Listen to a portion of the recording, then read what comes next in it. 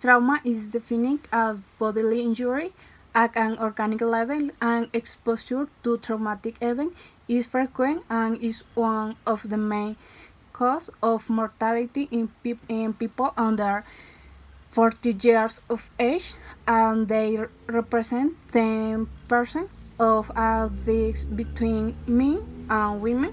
The most frequent causes are traffic accidents, falls, short stack weapons, fire, als constituting hemorrhage, multi-organ dysfunction syndrome, and cardiorespiratory arrest. Advanced disease, obesity, and major comorbidities are associated with worse results. Trauma de tórax se dice que tiene una incidencia prevalente entre las edades de 8 a 15 años de edad. Es el traumatismo que presenta un 4-8%, sea principalmente por accidentes de tráfico, bicicleta, atropellos, maltratos o agresión. Esto lo que conlleva, o las lesiones más frecuentes son fracturas costales, neumotórax y hemotórax. Entonces, la clasificación es en dos.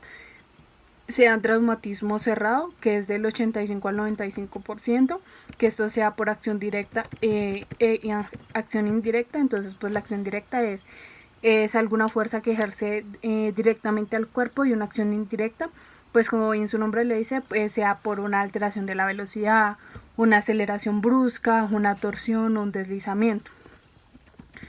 Entonces, en cuanto al traumatismo abierto, es el menos frecuente, sea un 10 a un 15%. Esta principalmente se da por arma blanca, y de aquí principalmente lo que suele salir es neumotórax, laceración pulmonar y lesión de grandes vasos. Entonces tenemos la otra clasificación, es compromiso de otro sector. Entonces tenemos torácicos puros, torácicos combinados, politraumatismo, cérvico-torácico o craneales torácicos. También tenemos otra clasificación según el grado de penetración. Entonces, el grado 1 es donde todavía no existe el compromiso de la pleura. El grado 2 ya penetra la pleura parietal y una parte del parenquima pulmonar. Entonces, en el grado 3 ya penetra la pleura, el pulmón y parte del mediastino. En el grado 4, entonces penetra la pleura, pulmón, mediastino y una parte del hemitórax y una parte de la región cervical. Entonces, aparte de eso, existe otra clasificación que es según el estado hemodinámico. Aquí lo que se ve es el estado hemodinámico cuando está anormal y cuando está o compensado. Entonces aquí se observa una variación entre un aumento o una disminución de la frecuencia cardíaca, de la presión arterial. Entonces, en la clasificación del trauma de tórax tenemos el neumotórax abierto, que esto es pues la entrada de aire a través de algún defecto en la pared torácica debido pues, y lo que hay es un esfuerzo respiratorio. Aquí pues lo que se ve es la ventilación está afectada, lo que conduce pues a una hipoxia. Entonces tenemos luego el hemotórax masivo, que este es un evento fisiopatológico presente debido a la masiva acumulación de sangre, específicamente mayor a 1500 cc. Entonces el otro es el neumotórax a tensión, que esto la lesión que genera es una comunicación de la cavidad pleural con el exterior y produce que la sangre vaya en un solo sentido, y la lesión puede estar ubicada en la parte torácica o netamente en el pulmón. Y tenemos como último es el tórax inestable, que ese se presenta cuando el segmento de la cavidad torácica pues se observa alguna alteración en la dinámica de la respiración pues normal. Sin embargo, es preciso pues anotar que la hipoxia presente es consecuencia del traumatismo en el parenquima abdominal. Se dice que esta es una de las primeras causas de muerte durante las primeras 4 décadas de la vida. Entonces se dice que el 50% sea por accidentes de tránsito. Entonces, pues la epidemiología ha identificado que esos accidentes no son netamente accidentes, sino que son provocados debido a algunos factores, ya sea pues de la persona, un ambiente físico, sociocultural o ajenos a ellos. Entonces, bueno, en cuanto a la clasificación, te dice que está el trauma cerrado, que esto se produce debido a una combinación de fuerzas por compresión, deformación y estiramiento. ¿Eso qué quiere decir? Que al haber una alteración en las fuerzas normales, eso hace que pues ocurra un accidente. Entonces, el daño ocurre cuando pues la suma de estas fuerzas excede las fuerzas normales. Y lo que hace es que se produce entonces una constelación de contusiones, abrasiones, fracturas o rupturas de algunos pues tejidos. En este caso, la parte del cuerpo que se afecta. Se dice que generalmente estas lesiones se dan en cuanto a la parte del cuerpo, sean en hígado, vasos, mesenterio y riñón. Y ya, si es por accidente de tránsito y a la persona se le encuentra la huella del cinturón, entonces aquí se debe sospechar de una lesión de víscera hueca. En cuanto al trauma penetrante, entonces acá pues los órganos que mayor tienen afectación es el intestino delgado, hígado, estómago. Entonces, en cuanto al trauma de cadera, pues se dice que esta patología tiene alta incidencia en personas principalmente de la tercera edad. Esto pues se considera como una enfermedad crónica no transmisible, ya que aquí pues la persona a la hora de hacer el tratamiento lo que busca es controlar o solucionar las afecciones. La principal causa de esto pues es la osteoporosis y diferentes factores de riesgo, entre ellos el sexo femenino, la raza blanca, el alcoholismo, antecedentes de fractura. Entonces, en cuanto a la clasificación, encontramos que están las fracturas intraescapulares, que esta lo que hace es afectar la parte de la cabeza femoral o el cuello femoral. Estas fracturas se asientan sobre un hueso peor vascularizado, por lo que no son infrecuentes la ausencia de consolidación o una necrosis vascular. Las fracturas del cuello femoral se clasifican según el tipo, entonces es el tipo 1 que es una incompleta, el tipo 2 completa pero sin desplazamiento, el tipo 3 es completa con desplazamiento parcial, el tipo 4 es completa y totalmente desplazada.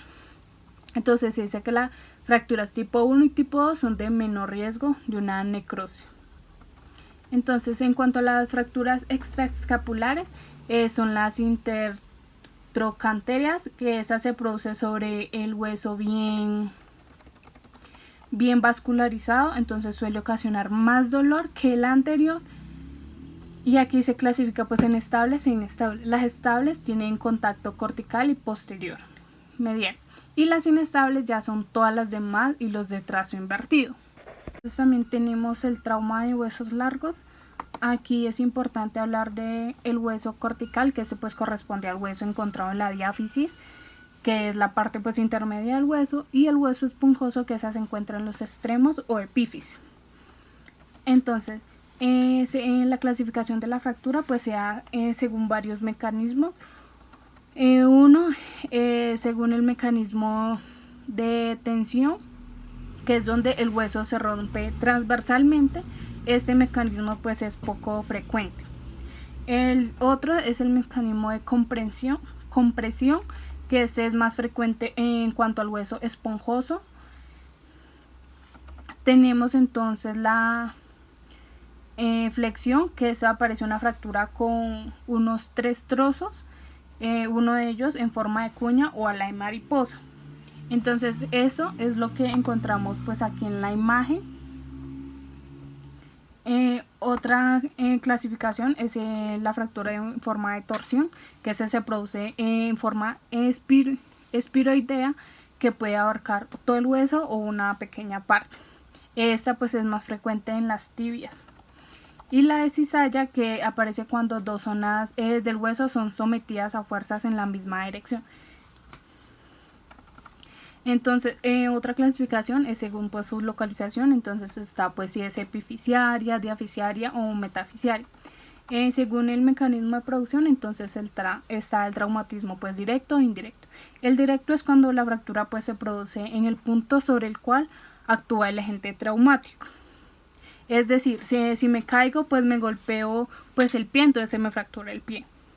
Y el traumatismo indirecto esa fractura se produce a una distancia diferente al lugar donde la gente. Eso es más frecuente en los brazos. Es decir, cuando digamos yo me caigo de un árbol y me golpeo la muñeca, pero no necesariamente se me tiene que fracturar la muñeca, sino que puede ser en la parte del codo. Aquí pues también es importante hablar de la calidad ósea, que pues la fractura pues para que se dé depende pues de eso. Y también en qué parte o qué tipo de hueso actúe. Por eso pues se habla de 3 tipos de huesos. Está el hueso pues normal, el hueso osteoporótico y un hueso patológico. Entonces un hueso patológico es más que todo por lesiones tumorales. En su mayoría es que pues que eso lo que hace es pues debilitar el hueso. También tenemos pues el tipo de fracturas cerradas, que prácticamente se clasifican en grado 1, que es pues una herida puntiforme sin ninguna contusión de la piel ni contaminación bacteriana.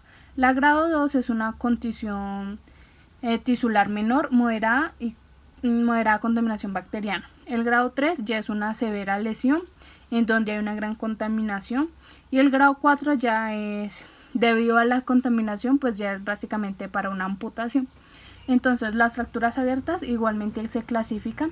Entonces el grado 1 es una herida puntiforme, sea por hasta 2 centímetros de profundidad. La grado 2 ya es cuando hay más de 2 centímetros, hay una laceración de las partes blandas, pero todavía no se observa algún hueso, por decirlo así, salido. El grado 3 ya pues es una lesión extensa de las partes blandas, es más grave, y pues dentro de él se encuentra una clasificación que la primera es con independencia de la lesión, y esto pues puede ser una cobertura a la fractura. La B es una pérdida de la parte blanda, y ya cuando hay una exposición ósea. Es como se puede ver en la imagen. Entonces aquí está el grado 1, grado 2, grado 3 y grado 4 ya es cuando pues como tal se observa el hueso. Fisiopatología ósea. Hay 2 aspectos importantes que hay que tener en cuenta, que es la calidad del hueso y la densidad ósea. Una de las funciones de esta es la protección de los órganos vitales en estructuras microscópicas. Este encuentra los huesos largos, huesos cortos y planos. En la fisiopatología ósea de cadera encontramos que pues se van degenerando y desapareciendo los trabéculos y se produce osteoporosis. 2 fracturas importantes de estas son las fracturas de trochanteria extracapsulares, y las segundas fracturas del cuello de fémur intracapsulares. La primera, en las manifestaciones clínicas, se debe a piernas acortadas, rotación extrema en el pie, dolor inguinal, impotencia funcional total, no hay riesgo de necrosis de la cabeza femoral.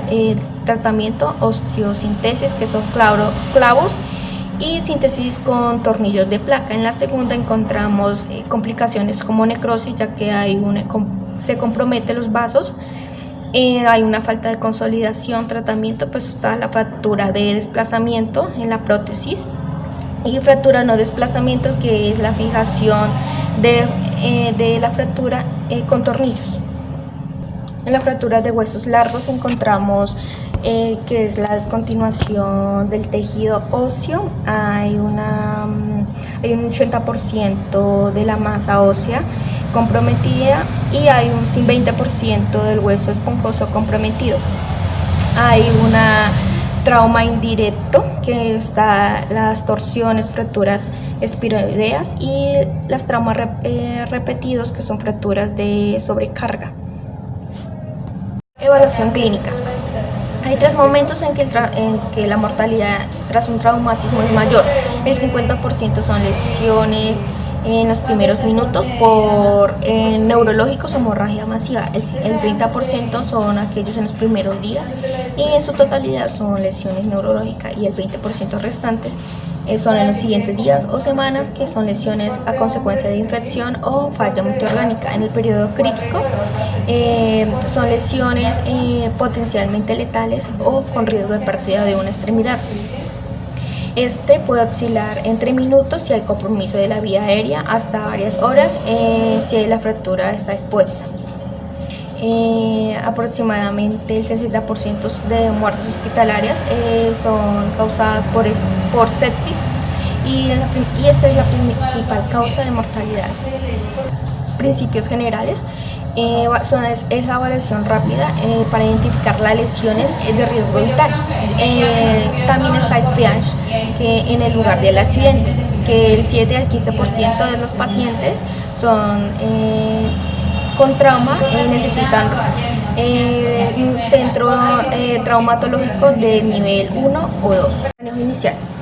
En la evaluación inicial se realiza para identificar la situación que amenaza la vida y así iniciar el tratamiento de acuerdo al ABC del trauma. Es ideal iniciar en los primeros 3 a 5 minutos de llegada del paciente. Es importante verificar la vía aérea, la columna cervical, la ventilación y la respiración. ¿Por qué?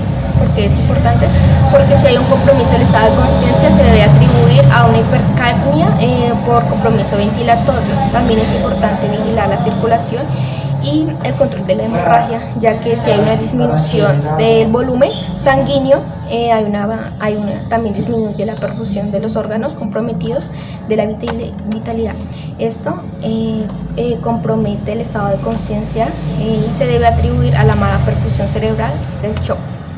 En diagnósticos tenemos un estudio radiológico inicial que incluye placas de tórax, de pelvis posterior anteriores, abdominales, de cervicales y miembros superiores e inferiores, también algo de mayor complejidad, TAC, tomografía axial computarizada o resonancia magnética. También es importante vigilar la presión intracraneal. También tenemos unos exámenes de laboratorio, que es el ATT, que es tiempos de trombina, el ATPT, que es tiempo parcial de tromboplastina, la ATP, tiempo de protombina, el fibrinógeno, las plaquetas, las euglobulinas, los líticos y dinero D. También ahí está esta imagen inferior que nos muestra el sistema de puntaje para el diagnóstico de coagulación intravascular diseminada.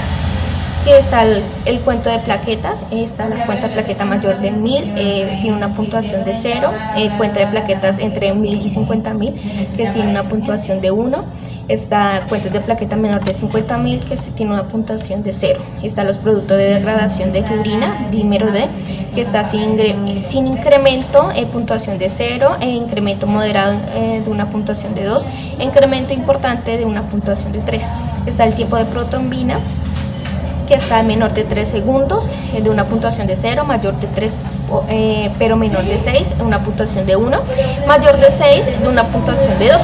Y está el fibrinógeno, que es mayor de 1 gramos decilitros, que tiene una puntuación de 0, y menor de 1.0 gramos decilitro, de una puntuación de 1. El día de hoy voy a hablar sobre la historia natural de la enfermedad del trauma de tórax.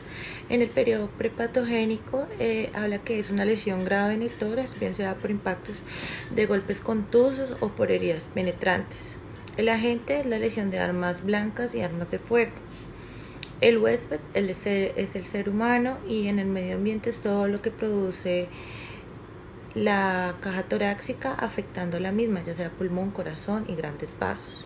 Entonces les voy a hablar brevemente sobre la etapa clínica. Entonces, signos y síntomas específicos: vamos a encontrar la dificultad respiratoria, respiración acelerada y superficial, disminución de nivel de conciencia y mareo. En las complicaciones vamos a tener en cuenta que pues el trauma torácico hay una alteración de la circulación y pues en varios casos puede provocar signos de shock.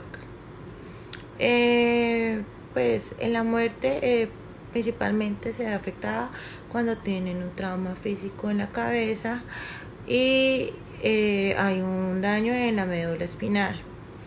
En la etapa subclínica, en la prevención primaria, se inicia con la circulación, la vía aérea, la respiración.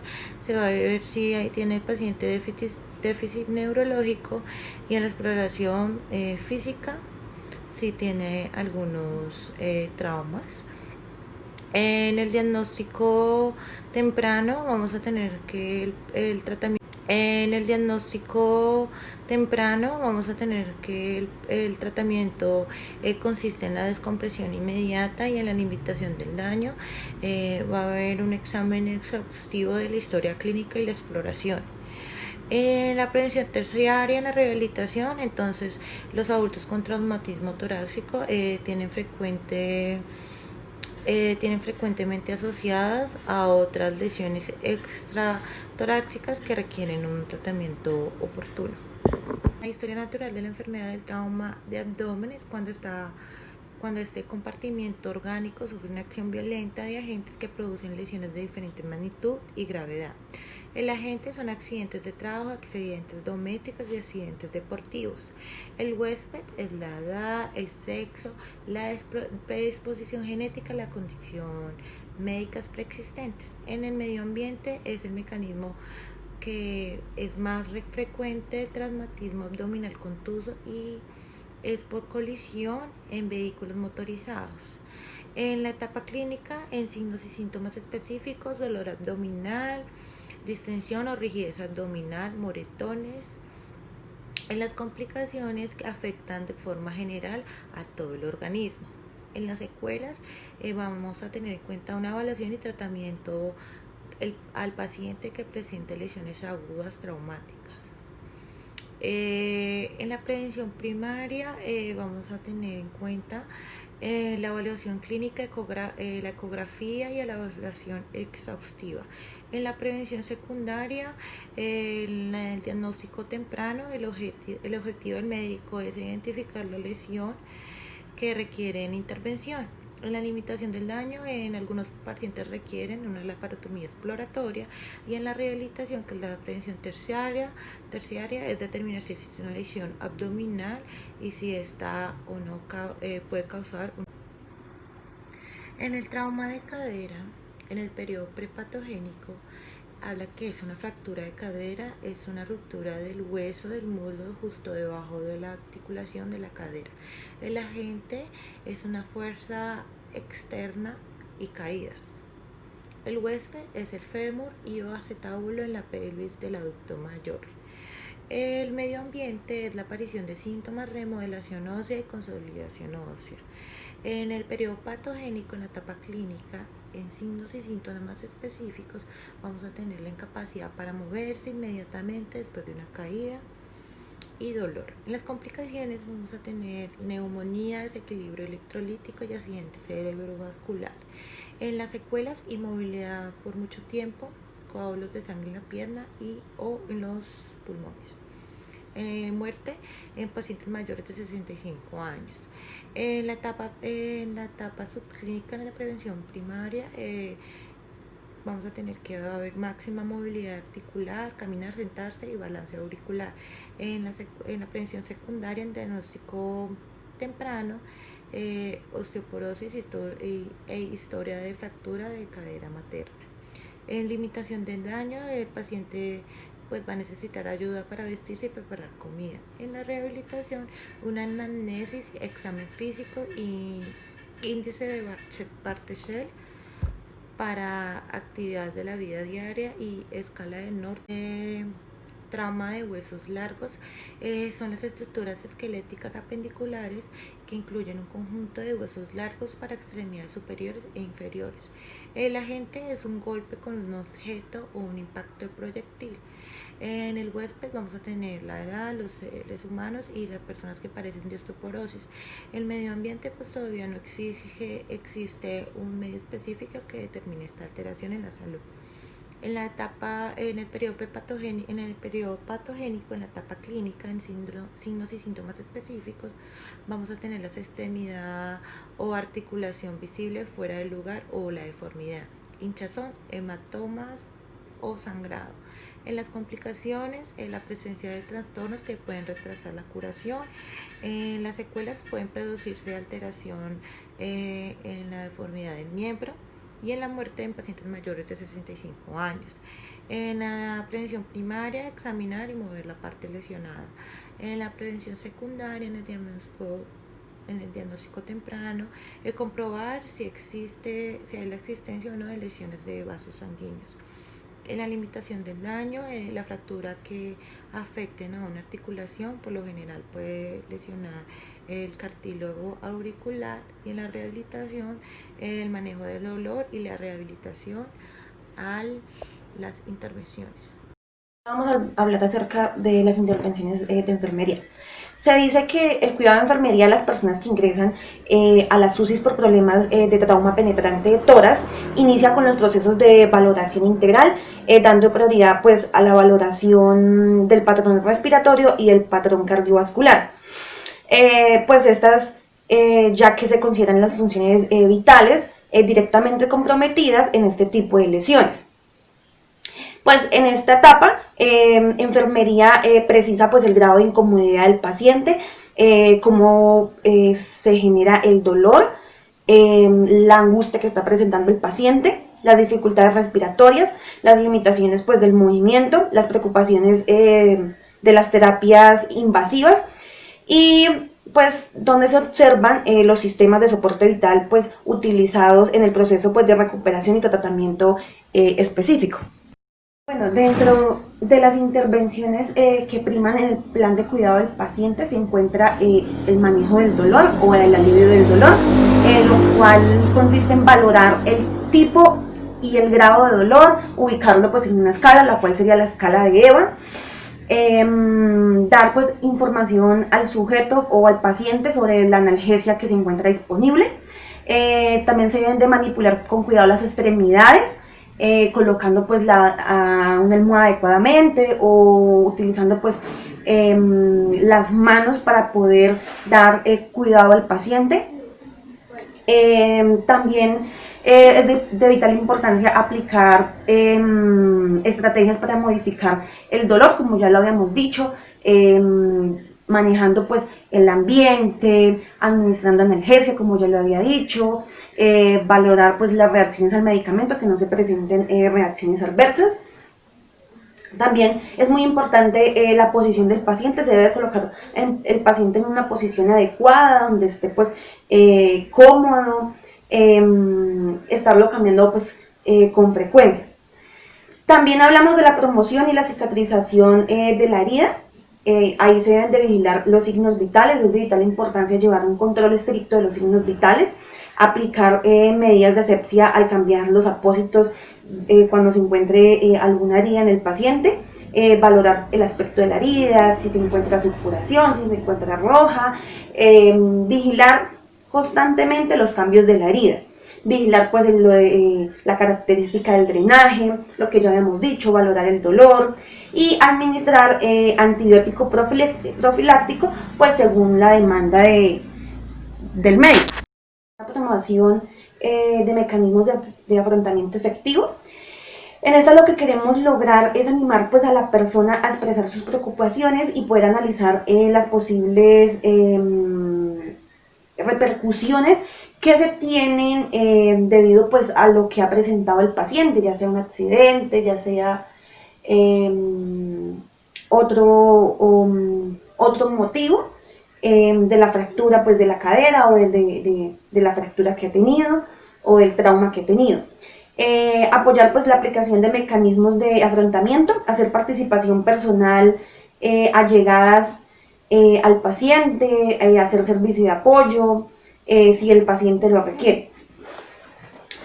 Ponerse pues en contacto con el servicio social, pues según requiera el paciente, se hace como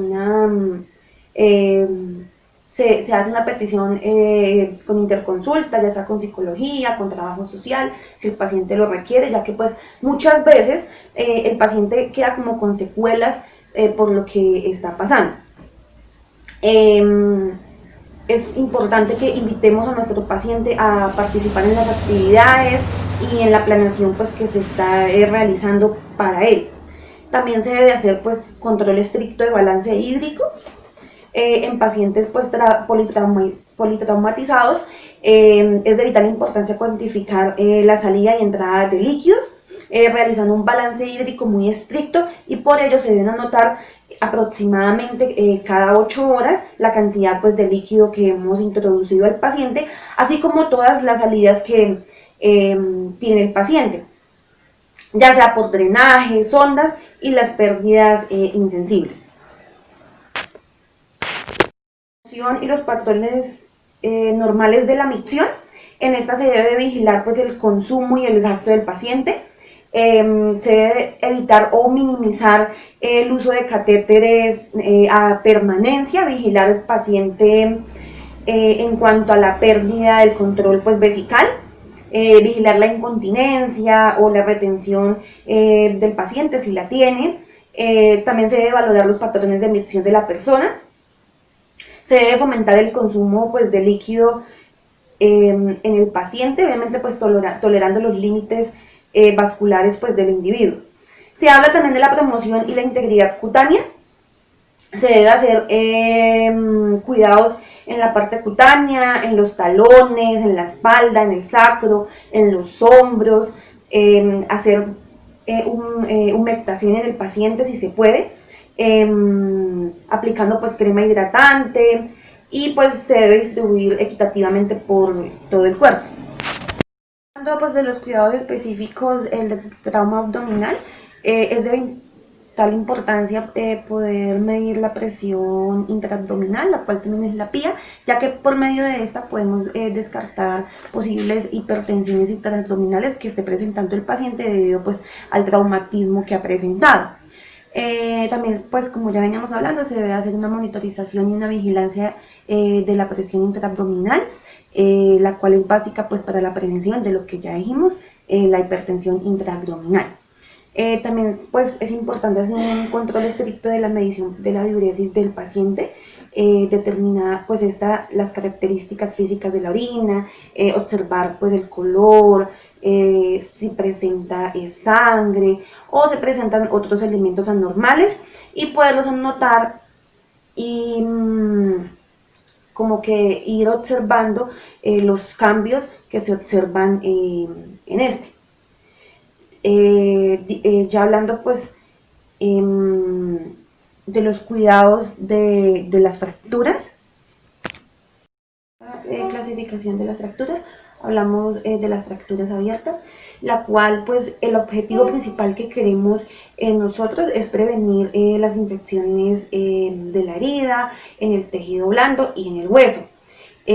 Así pues como fomentar la cicatrización, ya que en una fractura abierta existe pues el riesgo de que la persona padezca osteomielitis, tétano y también gangrena. Debemos administrar profilaxis de tétano, es de vital importancia. También es importante llevar a cabo una irrigación y desbridamiento para eliminar los microorganismos anaerobios que se presentan pues en la herida, administrar antibióticos intravenosos según orden médica, pues para poder tratar la infección. Es importante poder aplicar medidas de asepsia al cambiar pues los apósitos de gas estéril para permitir